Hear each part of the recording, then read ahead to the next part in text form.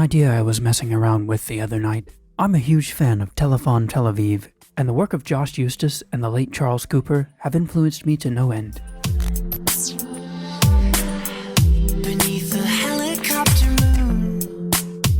I used the Korg Monopoly plugin for the Boards of Canada-esque pad, and did all the sequencing in Live. I really love the stock compressor and the 8-band EQ that comes with Ableton. It's always easy to be critical of stock plugins, but to my ears, these are some of the greats.